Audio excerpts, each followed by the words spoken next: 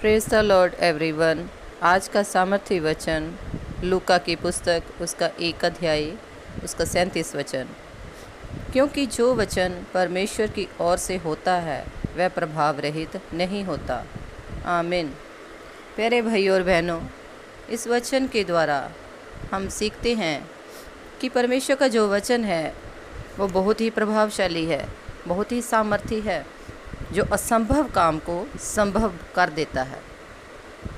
जिस काम की हम करने की सोचते हैं कि ये काम मेरे लिए बहुत मुश्किल है, मैं नहीं कर सकता।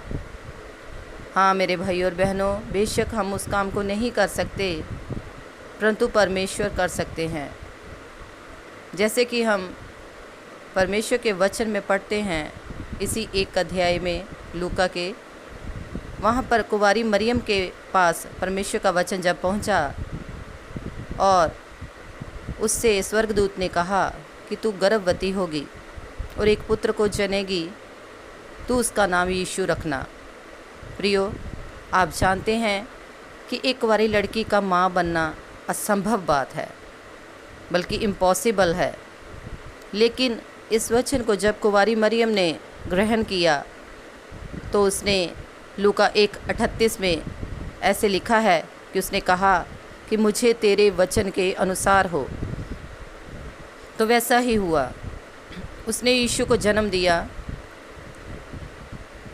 आप भी कोई ना कोई ऐसी ही सिचुएशन में हैं, आपको लग रहा है कि मेरी नौकरी चली गई है, शायद अब ये दोबारा मुझे ना मिले, या बहुत देर हो गई है, आपने अपना वीज़ा अप्लाई किया हुआ है और कोई भी आसार आपको लग नहीं रहे, आप निराश हो चुके हैं।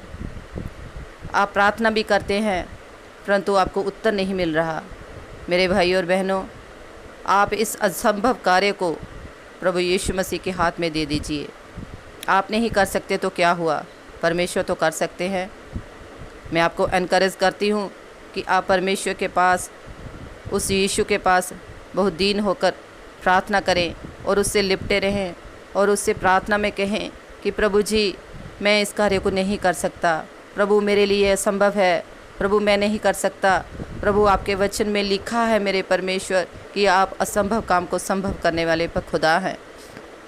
प्रभु जी मेरी मदद करें, मेरी हेल्प करें परमेश्वर। और सचमुच में परमेश्वर आपकी इस प्रार्थना को सुनेंगे, क्योंकि उसके वचन में लिखा है कि उसका वचन जो है वो प्रभाव रहित नहीं है, वो प्रभाव सहित है। आप प्रभु पर अपना अटल विश्वास बनाए रखें, आपकी प्रार्थनाओं को ज़रूर उत्तर आएगा और उस असंभव कार्य को संभव बना देगा। ऐसा है हमारा परमेश्वर। इस वचन के द्वारा प्रभु आप सबको आशीष दे और बरकत दे। आमीन। सबको जय मसीह की।